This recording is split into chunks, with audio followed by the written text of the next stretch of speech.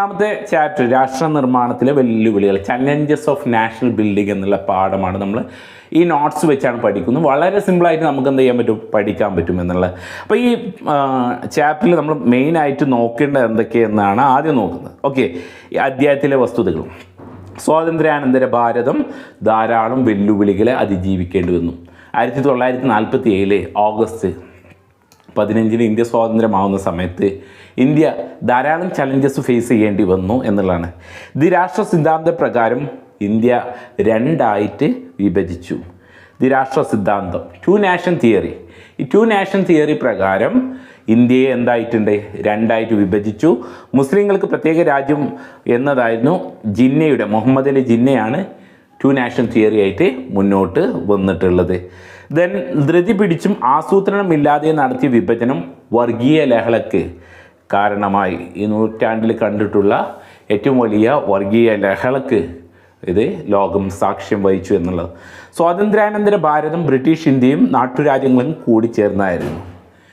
ബ്രിട്ടീഷുകാർ ഇട്ടേച്ച് പോകുന്ന സമയത്ത് എന്നുള്ളത് ബ്രിട്ടീഷുകാരുടെ നേരിട്ട അധീനതയിൽപ്പെട്ട പ്രദേശങ്ങളും അതുപോലെ തന്നെ നാട്ടുരാജ്യങ്ങളും കൂടിച്ചേർന്നിട്ടുള്ളായിരുന്നു സ്വാതന്ത്ര്യാനന്തര ഭാരതം.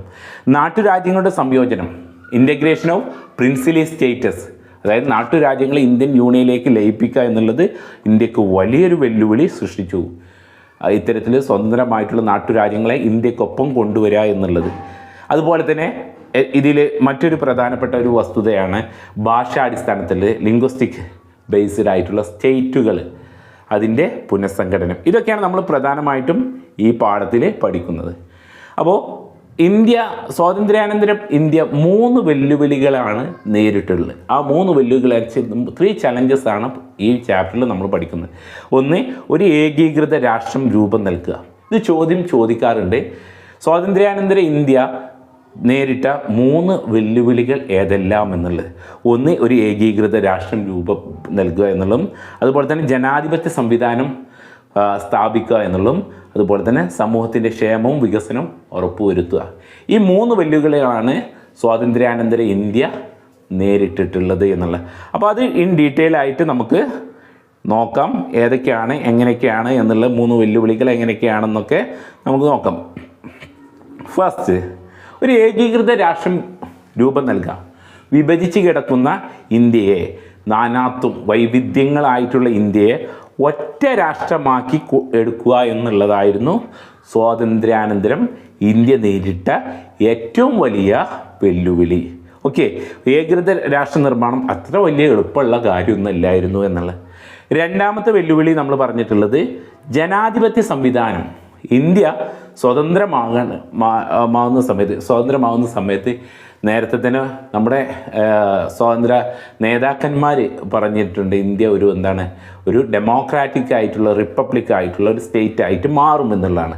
അപ്പോൾ ഒരു ഇത്തരത്തിൽ വൈവിധ്യമായിട്ടുള്ള ഇന്ത്യയെ ജനാധിപത്യ സംവിധാനത്തിലേക്ക്, അക്ഷരാഭ്യാസമില്ലാത്ത ജനവിഭാഗത്തെ ഒരു ജനാധിപത്യ സംവിധാനത്തിലേക്ക് കൊണ്ടുവരിക എന്നുള്ളത് ഏറ്റവും റിസ്ക്കുള്ള പണിയായിരുന്നു.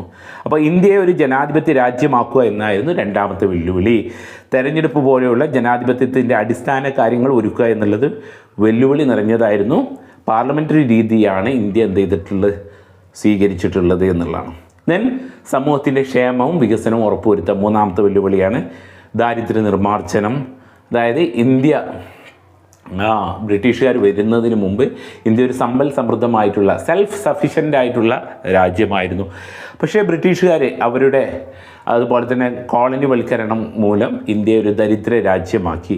അപ്പോൾ ഈ ദാരിദ്ര്യ നിർമ്മാർജ്ജനം നടത്തി തൊഴിലില്ലായ്മക്ക് പരിഹാരം കണ്ടും ഇന്ത്യയിലെ ജനങ്ങളുടെ ക്ഷേമവും വികസനവും വരുത്തുക എന്നാണ് മറ്റൊരു വെല്ലുവിളിയായിട്ടുള്ളത്. അപ്പോൾ ഇതിൽ സാധാരണഗതിയിൽ ഒബ്ജക്റ്റീവ് ആയിട്ടുള്ള ക്വസ്റ്റ്യൻസ്, 1 വേർഡ് ക്വസ്റ്റ്യൻസ് ഒക്കെ ചോദിക്കാറുണ്ട്. അപ്പോൾ ഫസ്റ്റത്തെ ഒരു ചോദ്യമാണ് വിധിയുമായിട്ടുള്ള കൂടിക്കാഴ്ച. ട്രസ്റ്റ് അല്ലേ, ട്രിസ്റ്റ് വിത്ത് ഡിസ്റ്റിനി അല്ലേ, ട്രിസ്റ്റ് ട്രിസ്റ്റ് അല്ലേ, വിധിയുമായിട്ടുള്ള. ട്രിസ്റ്റ് വിത്ത് ഡെസ്റ്റിനി എന്നുള്ള പ്രസംഗം ആരുടേതാണ് എന്ന് സാധാരണഗതിയിൽ ചോദിക്കാറ്. വിധിയുമായിട്ടുള്ള കൂടിക്കാഴ്ച എന്നുള്ള പ്രസംഗം ആരുടെ? ജവഹർലാൽ നെഹ്റുവിൻ്റെയാണ്. മൗണ്ട് ബാറ്റൻ പ്ലാൻ അനുസരിച്ചാണ് ഇന്ത്യ വിഭജനം നടന്നത്. വൺ ക്വസ്റ്റ്യൻ ചോദിക്കും, ഏത് പ്ലാൻ അനുസരിച്ചാണ് ഈ ബൈഫ്രിഗേഷൻ നടന്നിട്ടുള്ളത് എന്നുള്ളത്. ദെൻ ടു നാഷൻ തിയറി ദ്വിരാഷ്ട്ര സിദ്ധാന്തം മുന്നോട്ട് വെച്ചത് മുഹമ്മദ് അലി ജിന്ന. ദെൻ ഫ്രണ്ടിയർ ഗാന്ധി, അതിർത്തി ഗാന്ധി എന്നറിയപ്പെടുന്നത് ഖാൻ അബ്ദുൽ ഗഫാർ ഖാൻ. ഇന്ത്യയുടെ ഉരുക്കു മനുഷ്യൻ എന്നറിയപ്പെടുന്നത് സർദാർ വല്ലഭായ് പട്ടേൽ. സംസ്ഥാന പുനഃസംഘടനാ commission chairman, state reorganisation commission ചെയർമാനായിരുന്നു ഫസൽ അലി. ഭാഷാ അടിസ്ഥാനത്തിൽ രൂപം കൊണ്ട ആദ്യത്തെ സംസ്ഥാനമാണ് ആന്ധ്രാപ്രദേശ്. ഭാഷാ അടിസ്ഥാനത്തിൽ ആദ്യമായിട്ട് രൂപം കൊണ്ട സംസ്ഥാനമാണ് എന്ത്? ആന്ധ്രാപ്രദേശ്. ദെൻ ആന്ധ്രാപ്രദേശിൻ്റെ രൂപീകരണവുമായി ബന്ധപ്പെട്ട വ്യക്തിയാണ് പോറ്റി ശ്രീരാമലു എന്ന ആൾ. അപ്പോൾ അദ്ദേഹം നിരാഹാരം കിടക്കുകയും 53 ദിവസം നിരാഹാരം കിടക്കുകയും അതിൽ അദ്ദേഹത്തിന് ജീവൻ വെടിയുകയും ചെയ്തിട്ടുണ്ട്. അതൊക്കെ നമ്മൾ ഡീറ്റെയിൽ.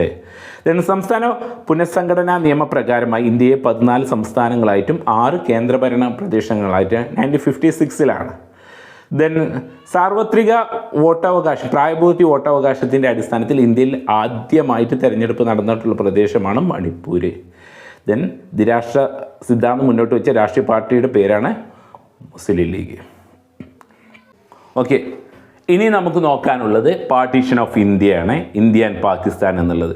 അപ്പോൾ നിങ്ങൾക്ക് സ്ക്രീനിൽ മാപ്പ് വലുതാക്കി കാണുന്നുണ്ട്, സ്ക്രീനിൽ മാപ്പ് കാണുന്നുണ്ടാവും, ഇന്ത്യ പാകിസ്ഥാൻ എന്നുള്ളത്. ഓക്കെ, പാകിസ്ഥാൻ രണ്ടായിട്ട്, അതായത് ഇന്ത്യയുടെ ബൈഫ്രിക്കേഷൻ പാർട്ടീഷൻ എന്നുള്ളത് മുസ്ലിം ഭൂരിപക്ഷ പ്രദേശമായിട്ടുള്ള 2 വെസ്റ്റും അതുപോലെ തന്നെ ഈസ്റ്റുമായിട്ടുള്ള പ്രദേശങ്ങൾ പാകിസ്ഥാനായിട്ട് മാറ്റുക എന്നുള്ളതായിരുന്നു.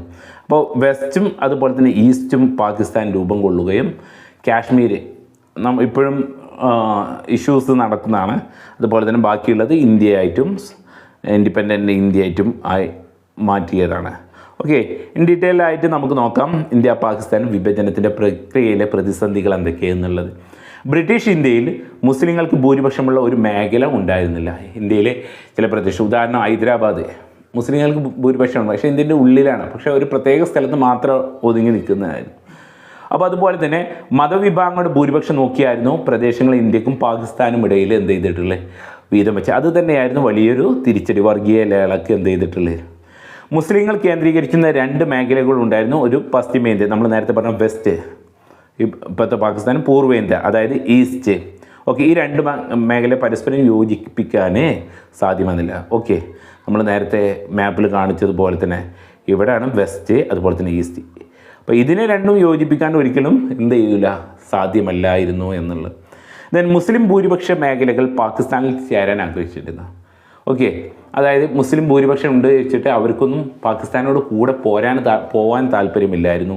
വടക്ക് പടിഞ്ഞാറൻ അതിർത്തി പ്രദേശങ്ങൾ പാകിസ്ഥാനോടൊപ്പം എന്ത് ചെയ്തിട്ടുണ്ടായിരുന്നു, നോർത്ത്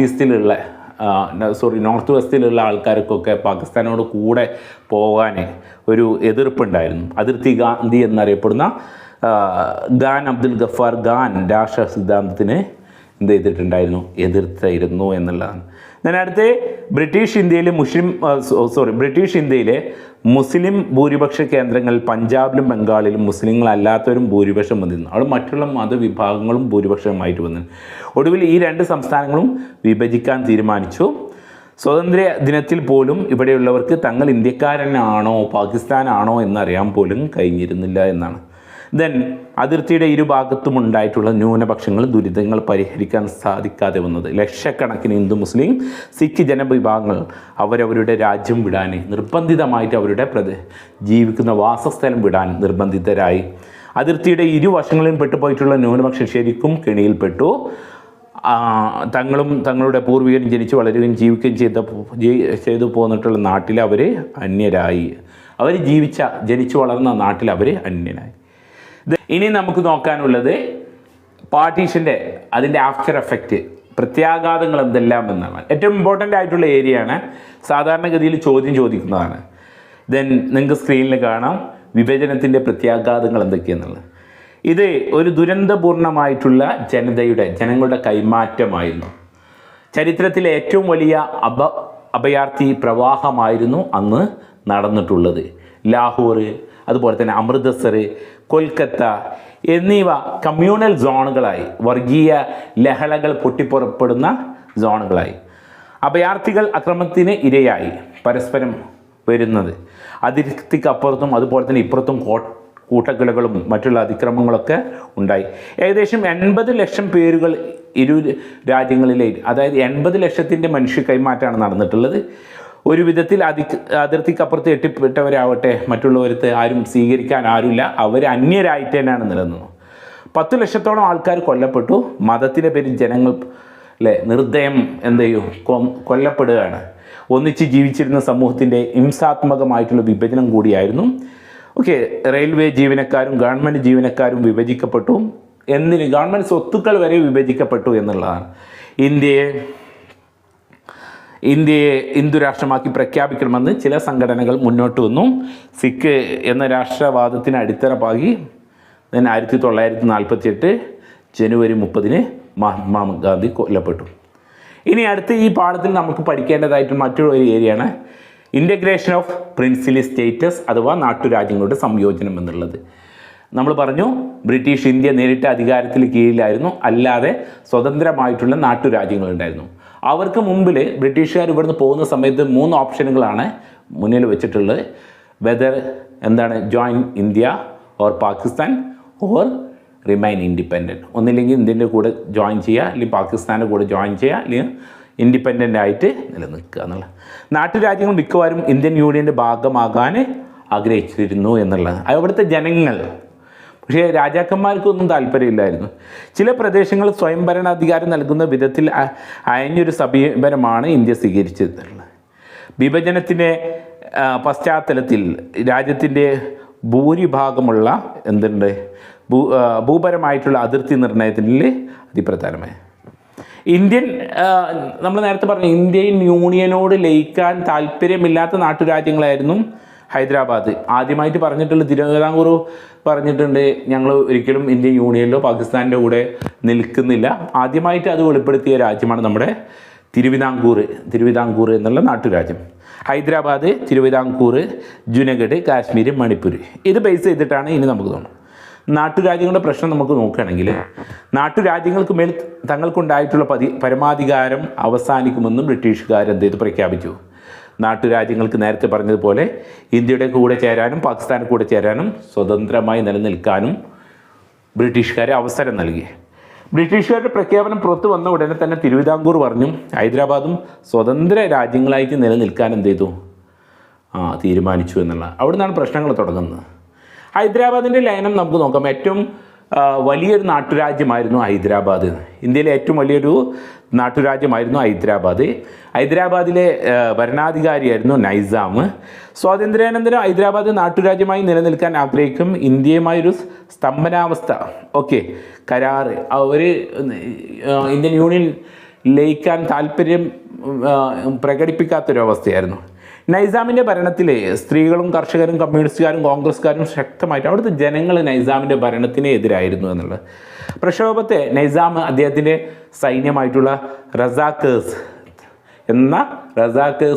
റസാക്കന്മാർ എന്നുള്ള സൈന്യത്തെ വെച്ച് നേരിട്ടു. ഈ സാഹചര്യത്തിൽ ഇന്ത്യൻ സൈന്യം ഹൈദരാബാദിൽ പ്രവേശിക്കുകയും ഇന്ത്യൻ സൈന്യവും നൈസാമിൻ്റെ സൈന്യവും ഏറ്റുമുട്ടി ഒടുവിൽ നൈസാം കീഴടങ്ങുകയും നൈസാം ഇന്ത്യയുടെ ലയന കരാറിൽ ഒപ്പുവെക്കുകയും ഹൈദരാബാദ് ഇന്ത്യയുടെ ഭാഗമായിട്ട് മാറുകയും. ഇതാണ് അതിൻ്റെ ആ പ്രോസസ്സ് നല്ല രീതിയിൽ നോക്കി വെക്കുക, ചോദ്യം വരാറുണ്ട്. അപ്പോൾ നൈസാമിൻ്റെ സൈന്യത്തിൻ്റെ പേരാണ് റസാക്കർമാർ മണിപ്പൂരിൻ്റെ ലയനാണ് അടുത്തത്. മണിപ്പൂർ ആഭ്യന്തര സ്വയംഭരണാധികാരം നിലനിർത്തണമെന്ന വ്യവസ്ഥയോടുകൂടി മണിപ്പൂരിലെ മഹാരാജാവ് ബോധചന്ദ്ര സിംഗ് ലയന കരാറിൽ ഒപ്പുവെച്ചു. ജനകീയ പ്രക്ഷോഭത്തെ തുടർന്ന് മഹാരാജാവ് പ്രായപൂർത്തി വോട്ടവകാശ അടിസ്ഥാനത്തിൽ തിരഞ്ഞെടുപ്പ് നടത്തുകയും മണിപ്പൂർ ഭരണഘടനാപരമായിട്ടുള്ള രാജവാഴ്ചയുള്ള സംസ്ഥാനമായിട്ട് മാറുകയും ചെയ്തു. അപ്പോൾ പ്രായപൂർത്തി വോട്ടവകാശത്തിൻ്റെ അടിസ്ഥാനത്തിൽ ഇന്ത്യയിൽ ആദ്യമായി തെരഞ്ഞെടുപ്പ് നടത്തിയത് മണിപ്പൂരിലാണ്. ചോദ്യം വരാൻ ഈ സംയോജനത്തിന്, അതായത് ഇൻ്റഗ്രേഷൻ ഓഫ് പ്രിൻസിലി സ്റ്റേറ്റിൽ സർദാർ വല്ലഭായ് പട്ടേലിന് വലിയൊരു പങ്കുണ്ട്. അതുകൊണ്ടാണ് ഇന്ത്യയിലെ ഉരുക്കു മനുഷ്യൻ എന്ന് അദ്ദേഹത്തെ അറിയപ്പെടാനുള്ളത്. കാരണം നാട്ടുരാജ്യങ്ങളെല്ലാം ഇന്ത്യയിൽ ലയിപ്പിച്ചത് പട്ടേലിൻ്റെ തന്ത്രപരമായിട്ടുള്ള സമീപനം കൊണ്ടായിരുന്നു എന്നുള്ളത്. ദെൻ വിശാലാന്ത പ്രസ്ഥാനം നമുക്ക് നോക്കാം. ഭാഷാടിസ്ഥാനത്തിലുള്ള സംസ്ഥാനങ്ങൾ രൂപം കൊള്ളുന്നതാണ്. മദ്രാസ് സംസ്ഥാനത്തിലെ തെലുങ്ക് ഭാഷാ പ്രദേശങ്ങൾ ചേർത്ത് ആന്ധ്ര സംസ്ഥാനം രൂപീകരിക്കണമെന്ന് ആവശ്യപ്പെട്ടുകൊണ്ട് വിശാലാന്ധ്ര പ്രസ്ഥാനം തെലുങ്ക് മേഖലയിൽ ആരംഭിക്കുകയുണ്ടായി. ഇതിനു വേണ്ടിയിട്ട് ആന്ധ്ര സംസ്ഥാനത്തിന് വേണ്ടിയിട്ട് പോറ്റി ശ്രീരാമലു 1952 അനിശ്ചിതകാലമായിട്ട് ഉപവാസം, ഗാന്ധിയനാണ് ഉപവാസം ആരംഭിച്ചു. 53 ദിവസത്തെ ഉപവാസാനന്തരം അദ്ദേഹം എന്ത് ചെയ്യാണ്, മരണപ്പെട്ടു. അതിനെ തുടർന്ന് ആന്ധ്രയിൽ പ്രക്ഷോഭം നടക്കുകയും 1952 അതിനെ തുടർന്ന് സർക്കാർ, ഇന്ത്യൻ ഗവൺമെൻറ് 1952 പുതിയ ആന്ധ്ര സംസ്ഥാനം രൂപീകരിക്കാൻ എന്ത് ചെയ്തു, നിർബന്ധിതരാവുകയാണ്. ഇതേ തുടർന്ന് ഭാഷാടിസ്ഥാനത്തിൽ സംസ്ഥാനങ്ങളുടെ രൂപീകരണം നടത്തണം എന്നുള്ള രീതിയിൽ ഫസൽ അലി കമ്മീഷനെ എന്ത് ചെയ്തിട്ടുണ്ട്, മുന്നോട്ട് വെച്ചിട്ടുണ്ട്. ഇപ്പോൾ നമ്മുടെ പ്രിൻസിലി സ്റ്റേറ്റസ് പോലെ തന്നെ സംസ്ഥാനങ്ങൾ രൂപീകരിച്ചാൽ ഇന്ത്യ യൂണിയനിൽ നിന്ന് വിട്ടുപോകുമോ എന്ന് ഭയന്നിട്ടാണ് സ്വാതന്ത്ര്യാനന്തരം എന്ത് ചെയ്തിട്ടുണ്ട്, ഭാഷാടിസ്ഥാനത്തിൽ സംസ്ഥാനങ്ങൾ കൊടുക്കാൻ. പിന്നീട് 1956 എന്ത് വരുന്നത്, ഭാഷാടിസ്ഥാനത്തിലുള്ള സംസ്ഥാനങ്ങൾ വരുന്നത്. ഓക്കെ, ആന്ധ്ര രൂപീകരണ ശേഷം രാജ്യത്താകെ ഭാഷാ സംസ്ഥാന രൂപീകരണ വാദം ഉയർന്നു വന്നു. 1953 ഫസൽ അലിയുടെ നേതൃത്വത്തിൽ സംസ്ഥാന പുനഃസംഘടന സ്റ്റേറ്റ് റീഓർഗനൈസേഷൻ കമ്മീഷൻ രൂപീകൃതമായി. ഈ കമ്മീഷൻ്റെ റിപ്പോർട്ടിൻ്റെ അടിസ്ഥാനത്തിൽ ഭാഷാ അടിസ്ഥാനത്തിൽ 1956 14 സംസ്ഥാനങ്ങളും അതുപോലെ തന്നെ 6 കേന്ദ്രഭരണ പ്രദേശങ്ങളും വന്നിട്ടുണ്ട്. ഓക്കെ, പുതിയ സംസ്ഥാനങ്ങൾക്ക് ഇന്നും വാദങ്ങൾ നിൽക്കുന്നുണ്ട്. ഗൂർഖാലാൻഡ് പശ്ചിമ ബംഗാളിൽ, വിദർഭ മഹാരാഷ്ട്രയിൽ, ഹരിത് പ്രദേശ് ഉത്തർപ്രദേശിൽ, സൗരാഷ്ട്ര ഗുജറാത്തിൽ. ഇതൊക്കെ പുതിയ സംസ്ഥാനങ്ങൾ വേണമെന്നുള്ള ആവശ്യങ്ങളാണ്. അപ്പോൾ ഇതാണ് മെയിനായിട്ട് ഈ പാഠത്തിൽ പഠിക്കാനുള്ളത്. ഇതിലെ ക്വസ്റ്റ്യൻസും കൂടി ഇതിലുണ്ട്. ഓക്കെ, ഈ മെറ്റീരിയൽ നിങ്ങൾക്ക് ആവശ്യമുണ്ടെങ്കിൽ നമ്മുടെ ഗ്രൂപ്പിൽ ഷെയർ ചെയ്യും. ഈ മെറ്റീരിയൽ ഓൾറെഡി പൊളിറ്റിക്കൽ സയൻസിൻ്റെ നല്ല നോട്ട്സുകൾ നമ്മൾ ഗ്രൂപ്പിൽ ഷെയർ ചെയ്തിട്ടുണ്ട്. ഗ്രൂപ്പിൽ ജോയിൻ ചെയ്യുന്നതിന് വേണ്ടിയിട്ട് നമ്മുടെ ഈ വീഡിയോയുടെ ഫസ്റ്റ് കമൻറ്റ് പിൻ ചെയ്യുന്നുണ്ട്. +1 +2 ഗ്രൂപ്പിൻ്റെ ലിങ്ക് നമ്മൾ ഇതാകുന്നുണ്ട്. Okay, thank you.